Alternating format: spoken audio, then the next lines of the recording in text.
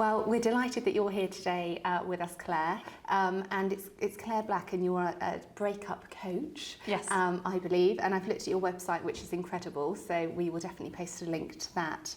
I suppose the important thing to say is that you sort of offer your coaching to people that are married, but also unmarried. So Yes. individuals, not couples. Yes. And I understand you have many titles. So you've been a lawyer, and so you're able to bring those sort of skills to your role. And you've also written this amazing book, which I've got here today, which is Breakup Crisis to Confidence. And I've had a look at it, and it looks really amazing, and is available on Amazon. So for anybody wanting to sort of have a look at that, I would definitely recommend that. So I think what is great about you, Claire, is that you can bring all of those sort of skills and sort of life experience, because my understanding is that you've been on your own separation journey, and I think that's really important that you can bring that to that role. And to be honest with you, I hadn't really heard much about divorce coaching, so I think it's invaluable. And today, really, we're just here to talk about different strategies that couples who are going through sort of a separation, and different strategies that they can bring to sort of make life a bit easier. So we're going to focus today, I think, on sort of three key areas. I am a senior associate in the family team at Veal Wasborough. I specialise in advising unmarried individuals, and I'm part of a much wider team. So we have about 9 lawyers here in the team, headed up by Sam Hickman, who you know, and she is a lawyer with lots of experience, sort of 20 years, but also is a trained mediator, which I think we'll sort of come on to talk about mediation shortly. So I think what's important, and I think when we sort of spoke before, is that this isn't just a legal journey, it's an emotional journey. And often when emotions are running high, as they often are in separation, that can often derail the legal process and the legal journey. Yes, that's right. I like to think of it as a kind of a three-wheeled tricycle, if you like. There's very much a legal journey, an emotional journey, and also a financial journey that people go on through any separation or breakup. And I think if you can have the right people in place to support you for each of those different journeys, then you make the whole process much easier on yourself by having the right people at the right time for the right job. If you don't have any emotional support, one of your wheels is off your tricycle, and it's much harder to cycle forwards. Absolutely, that's a really great analogy. So I think we're going to move on to talk about the first sort of key tip, which is to build and create your support network. So when I first found myself expecting my first child, I was told by many people to build your support network, build your village, and it was the first real time that I'd heard about this. And only when I had my first child, my daughter, did I realise the importance of that.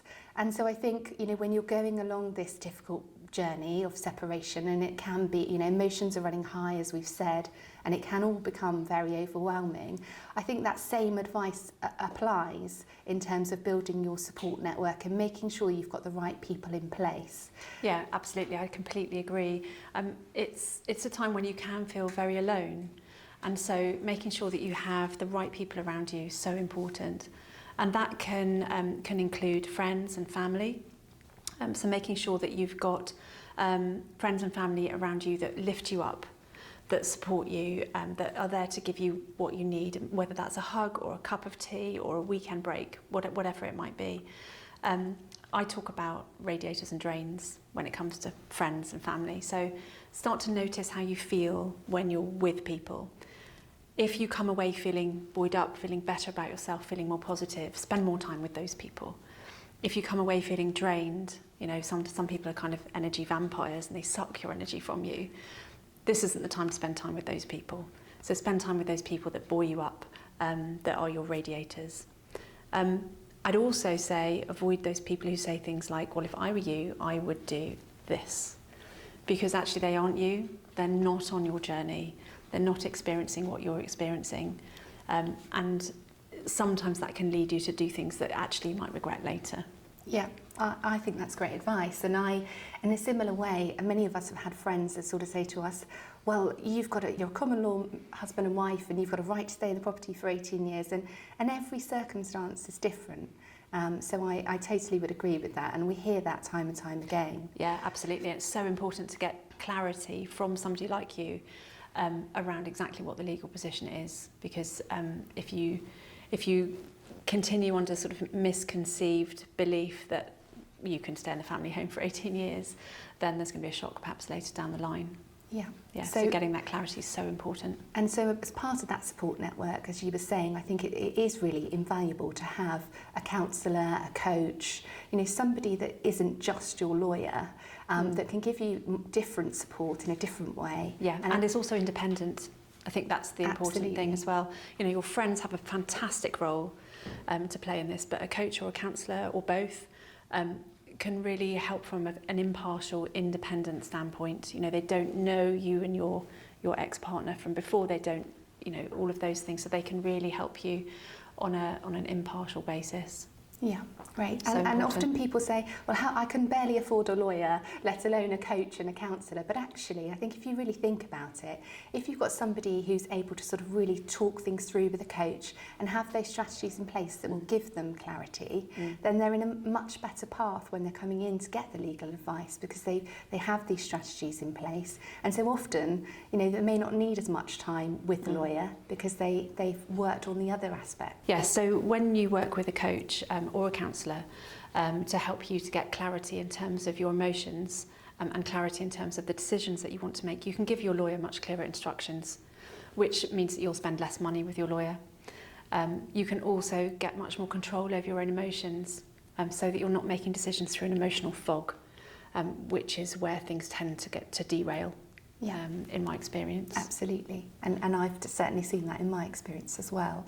And the other thing around building your support network, I think it's really, really important to have a really good rapport with your lawyer. So, I think it is really important to do your research and to get the right lawyer, somebody that's really going to listen to you, somebody that has experience but isn't completely desensitised to the process, somebody that has empathy, and really importantly, someone that's listening to you with your aims and your objectives, and they're working with you to get you to that place. Yes, I think it's really important, because as you go through this journey, you are going to spend a lot of time with your lawyer. So it's really important that you trust them, that you feel comfortable with them, and that you can tell them things that you might perhaps not be comfortable with talking about. I think that's really important to make sure you've got that rapport. So I always say to clients, go and talk to 3-4 lawyers, see how you feel, see where you feel most comfortable. So I think communication is a really important one, and I know you talk about it in your book, which is great, and it's about getting good communication, and at a time when you've separated, often that can be really difficult. Yes, it's a time when emotions are running very high. So if you can take control of your emotions so that you're not responding through a fog of emotion, that will really help you to communicate effectively what you want and how you feel. So I always say to people, there are quite a few tips really. If you can speak from the I, I call it, so rather than saying things like you always, you never, that's likely to result in that sort of reaction, a very defensive reaction. Own what you're saying. When you did this, I felt X, so I would prefer it if we could, whatever. So really own what you're saying, because remember, you can only control your own words. You can't control your ex-partner's words or actions or what they do or what they say. You can only control your part. So you're responsible for your responses. So I do a lot of work with clients around handling those emotions, staying calm, being able to communicate effectively what it is they're trying to say. And that means that you can hopefully progress much more calmly and really work towards a productive outcome. Great, yeah, and I think it's really important also that on that topic of communication, that your lawyer's also on the same page. Many people have heard about resolution, and I know you certainly know about it, and it's a body of, I think it's about 6,500 lawyers now, all working to a code of conduct. But the focus around communication is that it's non-inflammatory communication, and that it is constructive approach when trying to sort of resolve disputes, and I think that's so important. Yeah. And I think what you've said then is around that it's about being forward focused.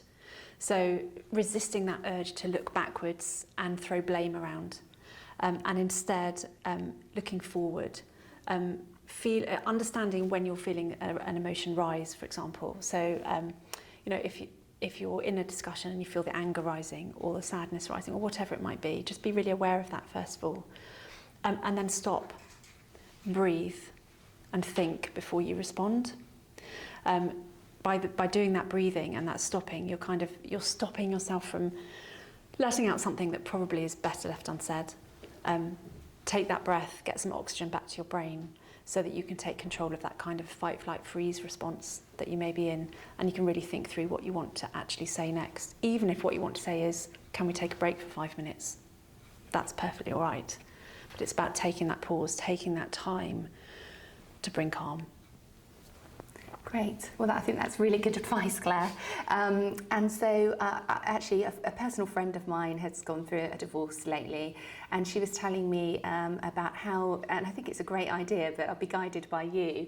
So to get a grip on terms of what was being communicated, she set up various WhatsApp groups. So there was one which specifically dealt with children, and there was one that specifically dealt with the ongoing finances.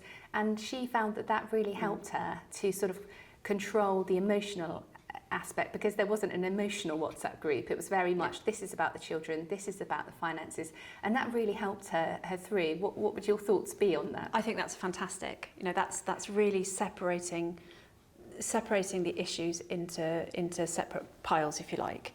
And I often say to people, if an email comes in that riles you, leave it for 24 hours. Do not respond straight away when you're feeling that anger. And also to perhaps set up a separate email folder. That's very similar to what your friend has done with her WhatsApp groups. It keeps things in their compartment, which I think is a really good thing to do. And keeping the emotion out of it is always a good idea. So I quite often work with clients to, for example, go through an email that they might have received, and we'll go through and we'll put a line through all the things that they just don't need to respond to. So maybe personal attacks or anything that's very emotional. And then we'll highlight things that actually need a response. And we just respond to those. So it's being very clear and making choices. You can choose what you respond to. You can choose how you respond to it, and you can choose when you respond to it. And that's about taking back a bit of control over your choices in this whole process. And sometimes just slowing it down, wait 24 hours. Sometimes you can draft your angry email, just don't send it. Always a good one. It's good to get it out of your head. Yes, we've all done that. We have all done that. But remember, you do have choice. Even when it feels like you don't have a choice, you really do. You have a choice about how you respond, when you respond, and what you respond. That's great. And I think once you have that strategy in place, and I think the example of working through the email is great, because the next time you get to that next email, you're aware of those things, and it's bringing that awareness. Yeah, you've got a guideline to follow. Absolutely. Yeah. So I think once you have those strategies in place, and you've got your lawyer who is non-inflammatory but robust when you need them to be, once you have those things in place, I think that will really help sort of the process and really move things forward, so that when we come on to talk about children or finances, you've got a really good level of communication and effective communication. Exactly that. So that brings us on to our next top tip, which is really focusing about children. So children, and there will be some individuals out there that don't have any, and for which this won't be relevant, but for many it is, and it is a real key area, so which is why I'm sort of focusing on it today. And Resolution have recently published sort of 5 great ways to put children first and to really give them focus. So it'd be really good to talk through that Resolution guide and get your thoughts on it. So the first one we've already covered, which is communication. But the second one is a united front. And I know that can be really difficult at a time when you're separating. What are your thoughts around that? So all the evidence shows that it's not actually separation that damages children, it's being caught in conflict that damages children. So that united front, even when you really don't feel you're united, is really important to show the children. And you can be united over some things. So you can perhaps be united in reassuring the children that you both still love them very much. You can be united in reassuring them that you're still their parents, that although the family isn't going to look the same going forward, you're still a unit. You can reassure them that you're both going to spend time with them, for example. So there are things that you probably can agree on that you can present to them.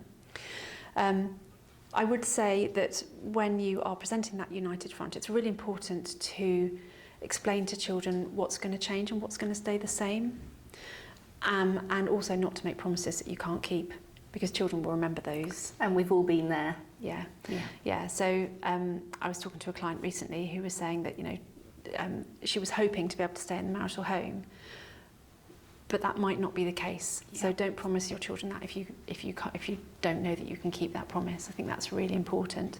So present that united front, lots of reassurance, reassure them that you are always there to listen, whatever they might need to say. And I think it's probably worth saying that adult children as well, it's really important to take this approach with them.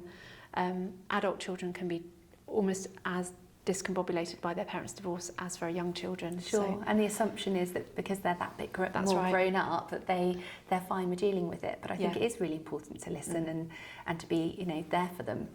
The other thing that the resolution talk about is about addressing anger in children. And what's great at the moment is that there's lots of awareness around sort of well-being anyway in schools, in the books that children read. There's some really fantastic books about feelings and how it's fine to feel angry, but it's about how we use different strategies to get around that. And I don't know if you've worked with sort of clients on that particular aspect. Yeah, and I think there are a few important things to notice. One is that there's a healing kind of curve that you go through a separation with different stages, and anger is one of those stages. And all children will go through it at a different pace, as will you and your ex-partner. So just being very alive to the fact that they're on this journey and that feeling angry is normal. Yeah. The big thing, I think, is to listen to hear rather than listening to try and fix. So listening to your children to hear what they're saying, help them understand what it is they're feeling, maybe name those feelings, acknowledge them. And with small children especially, if they're feeling anger and they're feeling it in their belly, teach them how to put their hand on their belly and just soothe it. Teach them strategies that will help them to soothe those feelings and move through them. Okay. And I also think it's not all doom and gloom. The media is very good at presenting a message about broken families and how damaging that is, and et cetera, et cetera. Actually, I think when you keep the conflict away from the children and you use strategies to handle your separation with dignity, you're teaching your children really valuable lessons. Absolutely. Really modelling how to cope with a crisis. Yeah. For example, I asked my eldest son this the other day, what do you think you learned from me and your dad being divorced or separated? And he said, I've learned to be adaptable. I am quite independent. And then he said, and I get 2 Christmases.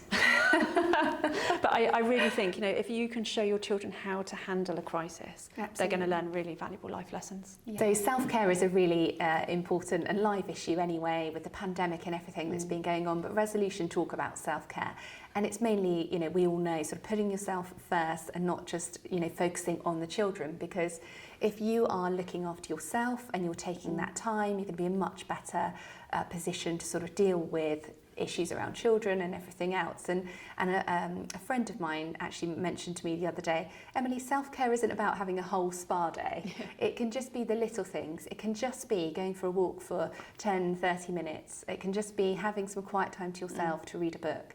And so I imagine with lots of your clients, you do a lot around self-care. Yes, absolutely. And I'm a big believer, you can't pour from an empty cup. You have to fill your cup first before you can really take care of the others around you. So I often get clients to write a list of things they enjoy, or a list of things that they could do that are kind to themselves. And I get them to commit to doing one kind thing for themselves every day. That might be just sitting with a cup of tea for 10 minutes, or sitting in the sunshine, or going for a little walk and listening to the birds. Whatever it is that you enjoy, do it. And I also think focusing on what you can do rather than focusing on what you can't do is really important. It takes you into a whole different mindset space. And I think, especially for people who are struggling perhaps with their children going away for weekends with their ex-partner, things like that, really important to focus on what you can do. What could you do now that you couldn't do before? And also, what can you do when the children are with you to make the most of that time? So it's about focusing on where your power is, what you can do, rather than what you can't, or rather than what you miss. So I totally agree, self-care is so important, and making sure that you look after yourself, really important, because your body is going through a time of stress. So you need to look after it. You make sure you feed it well, make sure you're getting enough sleep. And if sleep's difficult, go and see your GP. Don't feel afraid to ask for help. And I think that's really important, because I think when you're in that zone, it is really difficult to ask for help. And often people won't necessarily feel that you know, that you need it. They might see that you're coping perfectly well, but internally you might be needing it. So I think that's a really important tip, actually. Yeah, absolutely. And going back to talking about friends, you know, I often get people to think about which friends they've got and which friends they rely on for what things. So you might have one friend who is brilliant at giving you a hug, and another friend who's really good at making sure you've eaten lunch. And do you have a 3 a.m. friend as well? That person you can phone when things feel really awful in the middle of the night, so that you've got somebody you can turn to. And so the final thing that Resolution talk about is co-parenting after parting. And we've spoken a bit about this also. So when we're sort of co-parenting, lots of people try and really focus on co-parenting, but sometimes that just isn't possible for various reasons. And we've spoken about parallel parenting. So it'd be really great to get your thoughts on that, Claire. Yeah, of course, it's brilliant if you can co-parent with your ex-partner, and if you can have a really clear vision that you can both buy into of what that co-parenting looks like.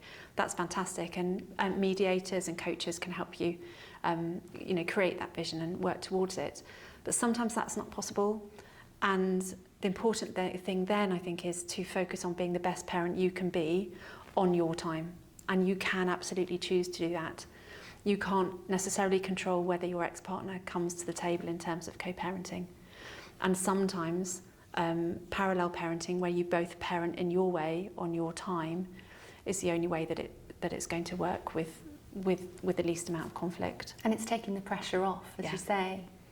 Co-parenting isn't going to work for everybody. No. And that expectation sometimes is out there that everyone needs to be doing it. Yes, and if you're in a very high conflict separation, or you've been separated for some time and it's still very high conflict, you know, you can perhaps carry on expecting or wishing your ex-partner would behave like this up here. Actually, the reality is down here, and in between is disappointment. Yeah, sure. So sometimes we have to be realistic and understand that co-parenting just isn't going to work, and let's parallel parent instead and take the conflict out of the situation as far as we can. And I know here we sort of have a great team that specialises in sort of disputes around sort of children, whether that's you know, about who the child lives with or who the child spends time with. And it's just really about focusing on, you know, what is in the best interest for the child. And sometimes people can lose sight of that when they're in a position of conflict. And it's for us as lawyers to really focus on that. Yeah, and I think that then goes back to some of what we were talking about earlier on, communication. You know, you might need to communicate in a very different way if you're in a high conflict separation situation. Again, always remember you can't control your ex-partner. You can only control your own responses. So it's about, I call it discretionary engagement, you know, choosing what you respond to, how you respond, and when you respond. And also having some strategies, self-care strategies, really. Breathing is probably the most important one, I think. You know, when something happens and it makes you feel angry, or you can feel the conflict rising again, just take some time to breathe before you do or say anything at all, and get that oxygen into your brain. So it's been great to talk to you today, Claire, about the top tips and to get your perspective on things as a breakup coach. I think we're going to close with additional top tips. So I would say my top tips, the first one is work out what you can and can't control. Really important, because if you're working on the things you can control, you're kind of in a nice zone of power. If you start stepping into trying to control or influence somebody else, your ex-partner, you're into a zone of frustration, and that's never going to get you very far. So I think the first thing is work out what you can control, focus on that, and try and let go of the stuff that you have no control over. So that's my first top tip. My second would be always remember you have choice. If you feel that you only have one option, you're stuck. If you can see two options, you have a dilemma, and it's not much better. So I work with clients often to find 3 choices. And once you've got 3 choices, then you can make an absolute conscious decision to go down one road or another. And you always have choice, whether it's about how you respond or what kind of parent you are, or whether you respond to an email now, tomorrow, or the next day. You always have choice, and it's really worth remembering that. And my third top tip would be smile. Although you may not feel like it, smiling releases endorphins into your body, which counteracts some of the cortisol that will undoubtedly be flowing around your bloodstream. So smile, plaster a smile on whenever you can.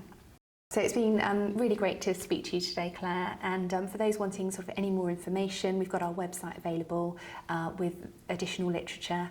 And I know that you yourself, Claire Black, have a website and also your really invaluable book, which I think would be great for people to get hold of. So thank you very much.